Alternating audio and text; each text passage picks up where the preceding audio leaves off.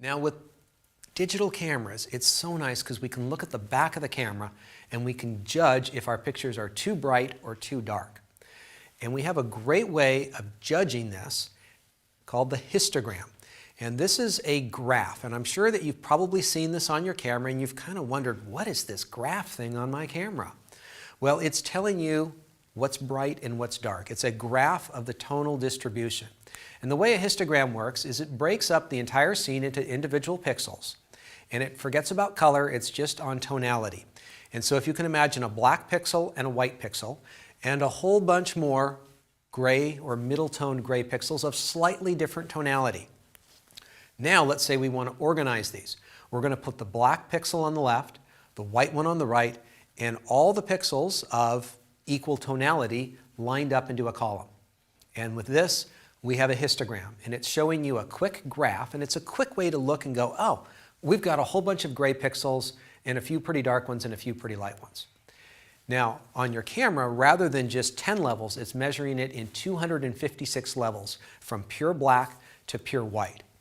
As we measure this from bottom to top, we're talking about the number of pixels, and as we go from left to right, we go from darks to light.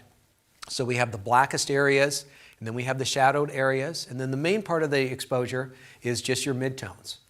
And then over on the far right-hand side are going to be our highlights. And so you can see that in this particular photograph, we have a lot of pixels in the midtones, some in the shadows, and very little in the highlights and the darks. And that's a quick way to look at your image so you can have a quick judge of, is this too bright or is this too dark?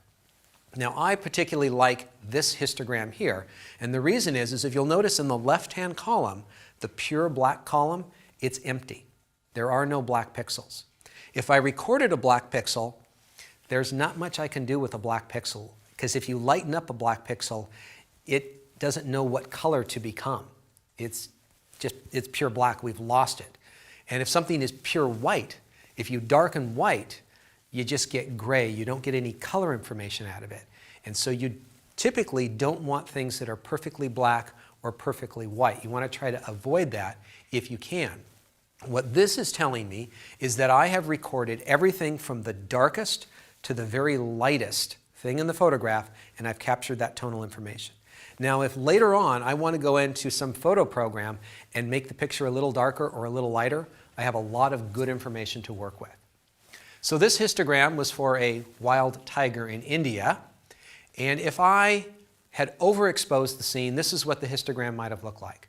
And you'll notice it's shoved way off to the right-hand side, which means that I have a lot of very bright pixels. If I or my camera had made a mistake and we had underexposed it, it would be way off to the left-hand side. And the reason that the histogram is so valuable is that, well, if you've ever ridden an elephant in India, you'll know that it's very hard to judge if that's the right exposure as you're riding on the back of the elephant. But if you look at the graph, you can quickly kind of tell, is this good or is this not good? And generally what you want is a mountain in the middle, and you don't want it stacked up on the left or the right side. I would have to say that you probably want to be most careful of things that are stacked up on the right side, because if you have blown out pixels, they're generally very, very bad.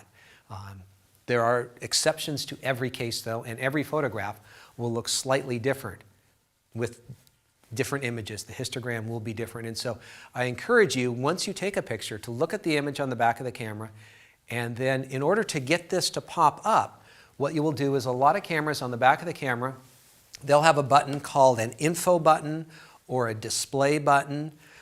With Nikon cameras, they have this little four-way touch tab.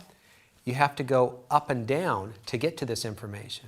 And frankly, for you Nikon users, you'll have to dive into your menu system. And let me see, it depends on where it is on what camera, but in the playback menu, there's something called playback display options. And you have to turn on the histogram settings so that you can see the histogram. But every camera that I know of for the last 8 years has this option on it. And it's something that I use when I'm out in the field and I'm trying to judge if I got the correct exposure or if it's too bright or too dark. And if it is too bright or too dark, I would go back to my shutter speeds, my apertures, or my ISOs, and I would make an adjustment.